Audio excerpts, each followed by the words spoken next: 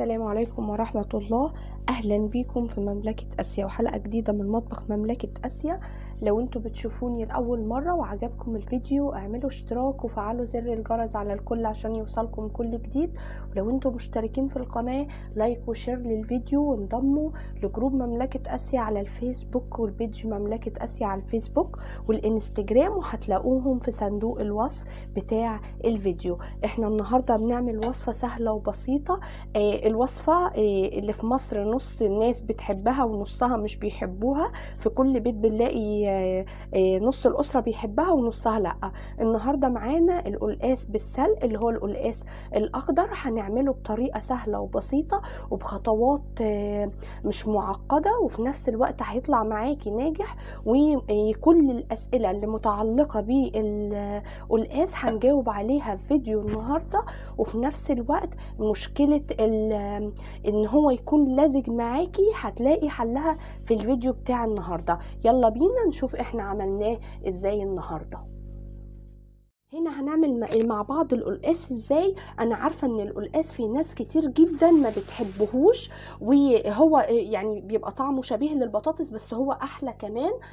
فايدته ان هو فيه ماده الكولاجين ديت بتبقى مفيده طبعا للبشره، ويعني الماده اللزجه اللي فيه بتبقى شبيهه للماده برضو اللزجه اللي في الكوارع، فهي بتبقى مفيده جدا للعظم وللناس اللي عندها نقص في الكولاجين. دلوقتي انا جبتها اهيت، وفي الكيس بتاعها ايديا ناشفه خالص ما فيهاش اي ميه ولا اي حاجه. السكينه اللي معايا ناشفه جدا، معايا فوطين هنا اهوت نضاف، هنبدا ان احنا نشتغل فيها. كل الاسئله ان شاء الله المتعلقه بالقلقاس واللي اتسالتها قبل كده هتكون اجابتها في الفيديو دوت، وان شاء الله تعملوه بطريقه يبقى سهله جدا وبسيطه وهيعجبكم جدا ان شاء الله. بصوا هنبدا ان احنا نقشرها بالطريقه ديت.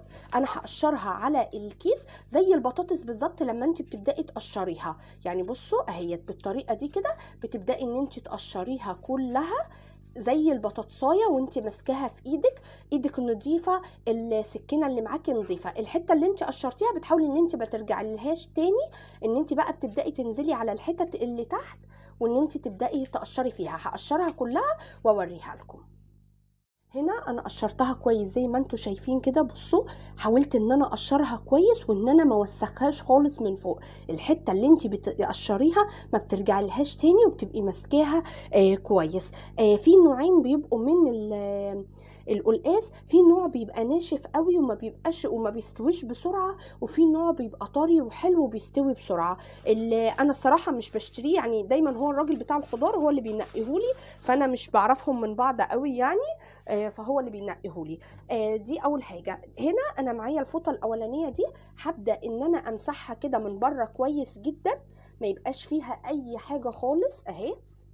بصوا بتمسحيها كويس جدا بالفوطه دي، وبتمسحي ايديكي في نفس الوقت بحيث ان هي ما يكونش فيها طينه او فيها اي حاجه من القشره بتاعتها. وبنمسح طبعا السكينه برضو بالقماشه كويس جدا اهي. مسحناها كويس جدا. هبدا ان انا انقلها على الفوطه التانية كبيره اهي. الفوطه التانية هبدأ بعد كده بقى نقطعها زي ما انتوا بتحبوا. يعني انت بتحبي ان انت تقطعيها شرايح، انت بتحبي ان انت تقطعيها يعني بالطول او بالعرض، ديت على حسب راحتكم انتوا بتبدأي ان انت تقطعيها. هنا انا قسمتها اهو نصين. هنبدا برضو نعمل فيها نفس الحركه، ان انت كل ما بتقطعي فيها ان انت بتبداي ان انت تعمليها. هنا هبدا ان انا اقطعها بالشكل ده كده ان هي تطلع معايا مكعبات. انت بتقطعيها بقى على حسب ما انت عايزه، مكعبات كبيره مكعبات صغيره زي ما انت عايزه. بتبداي ان انت تقطعي كده فيها فوق الفوطه اللي انت حطاها، والفوطه بتكون نظيفه يعني، وبتكون ما فيش اي بلل حواليكي ولا الرخامه ولا السكينه ولا ايديكي ولا اي حاجه خالص. اهو هنبدا نقطعها صوابع بالطريقه دي كده. انا قسمتها بالنص بالطول، وبعد كده هتبداي ان انت تقطعيها مكعبات بالشكل ده. هقطعها كلها واوريها لكم. هنا انا بعد ما قطعته كله هبدا ان انا امسحه بقى بالفوطه دي كويس جدا بالطريقه ديت. يعني هو كل ما يعني لو هو ما لمستهوش ميه وانتي بتعملي فيه مش بيحصل له حاجه. دي حاجه. السؤال اللي بنتساله دايما، او بنساله دايما القلقاس بيتغسل ولا لا. انا الصراحه بغسله ازاي؟ بنغسله بميه ساقعه من الحنفيه، الميه العاديه مش ميه سخنه. طول ما انت بتغسلي فيه بميه سخنه بيبدا ان هو ينزل الماده اللي فيه، واحنا بنبقى محتاجينها ان احنا نستفاد بيها، فاحنا مش بنضيع الماده دي منه، لا احنا بنمسحه كده كويس. بعد ما احنا قطعناه بتمسحيه كويس جدا بالقماشه. هو ما فيهوش يعني، بصي هو كده في نوع ما بيبقاش فيه اللزوجه بتاعته بتبقى عاليه. فاهوت احنا بعد ما مسحناه كويس هبدا ان انا اغسله، هحطه في طبق، وان انا هبدا اغسله بميه عاديه جدا من الحنفيه، شطفه واحده بس كده اهوت. وبعد كده بنبدا ان احنا نصفيه بالمصفى، وهوريكم هنعمله السلق بتاعه ازاي. احنا هنعمله اخضر بالسلق، مش هنعمله بصلصه. فهحطه هغسله مره واحده وهرجع لكم تاني. معانا حله حاطين فيها شوربه على النار وسبتها ان هي تغلي، وهبدا ان انا انزل بالقلقاس فيها. بصوا القلقاس لما انا غسلته بميه عاديه من الحنفيه هو مش لزج خالص، يعني شطفته مره او مرتين 3 مرات براحتك خالص. طول ما انت بتعمليه بميه عاديه من الحنفيه مش ميه سخنه، اللزوجه بتاعته مش بتاثر معاكي خالص ومش بيبقى لازج جدا. اما الميه السخنه بتلاقيه بيبقى لازج جدا فيها. فهبدا ان انا انزل بيه كده دلوقتي في الشوربه، وهنبدا نعمل مع بعض السلق ونشوف السلق هنعمله ازاي. طبعا السلق لما بنضيفه عليه هو بيكون استوى، يا دوبك بتطش بيه وبنطفي عليه، مش بيقعد بعدها ان هو يغلي كتير. حطيناه بالطريقه دي، وهبدا اعلي النار عليه وهسيبه دلوقتي ان هو يستوي في الشوربه. وتلاحظي دايما برضو ان الشوربه ما تبقاش كتيره قوي ولا قليله قوي عليه، تبقى مظبوطه. يعني انا يا دوبك حطيته فهي الشوربه مغطياه يستوي فيها. هنا انا معايا الكبه ومعانا الورق بتاع السلق. الورق بتاع السلق احنا بناخد الورقه بس وبنغسله كويس جدا، ما بناخدش الجذور بتاعته. يعني بصوا بتاخدوا الورقه زي كده بس، اما مش بناخد الجذور بتاعه الورقه. بتاخدي الورق بس بتقرطفيه كده اهو وبتاخديه من غير الجذور. فهنبدا ان احنا نحطه في الكبه وهنضربه مع كوبايه شوربه. هنضربه جامد مع كوبايه شوربه، وهوريه لكم هنعمله ازاي نحمره وان احنا نعمله طشه للقلقاس. هنا انا هضيف كوبايه شوربه.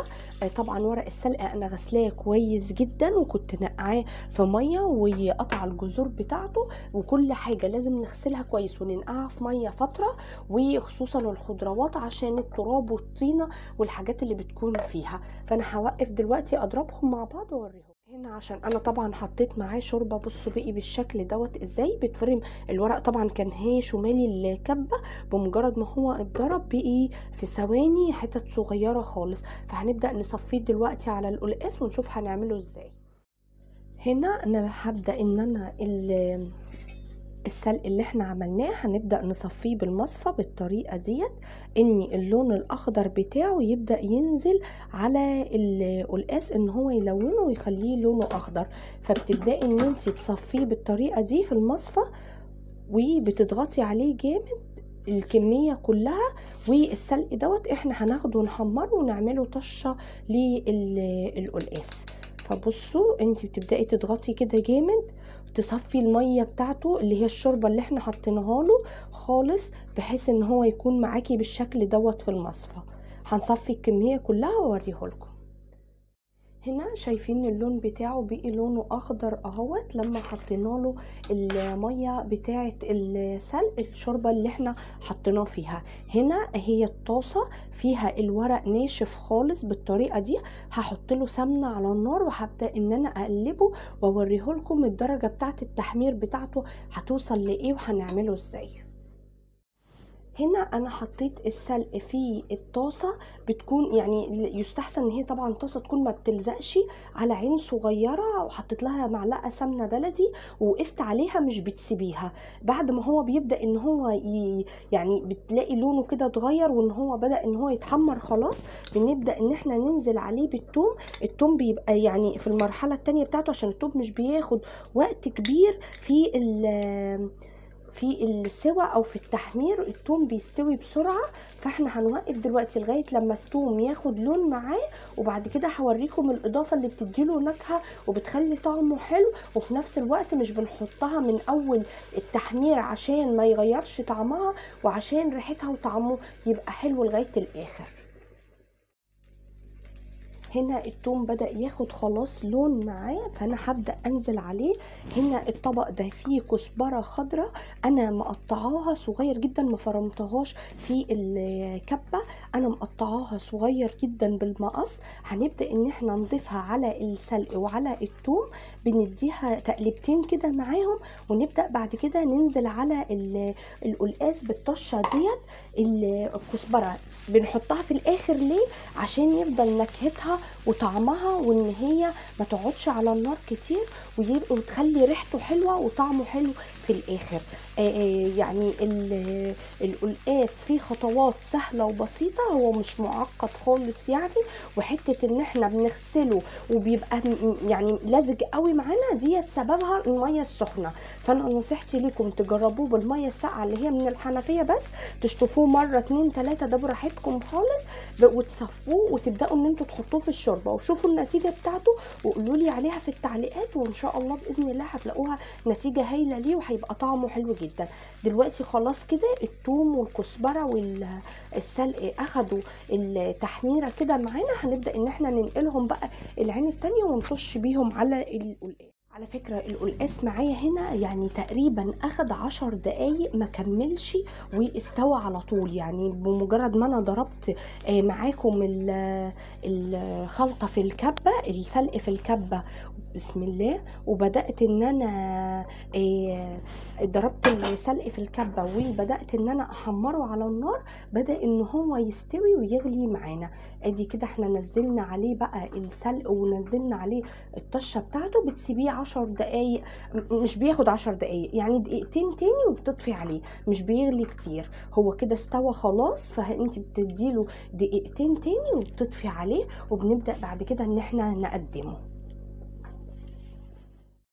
هنا معانا القلقاس بعد ما استوى، هنبدأ ان احنا نشوفه. هو ما اخدش وقت طويل على النار، يعني تقريبا 10 دقايق، بمجرد ما انا ضربت السلق في الكبة وبدأت ان انا احمره لقيته استوى على طول. بصوا هي الواحدة اهي، كل واحدة صحيحة يعني مش مهرية، وفي نفس الوقت انت لو ضغطتي عليها هتلاقيها ان هي مستوية، يعني كل واحدة بتلاقيها ان هي مستوية اهيت، وفي نفس الوقت اهيت بنضغط عليها بنلاقيها مستوية، وفي نفس الوقت هي ماسكة نفسها.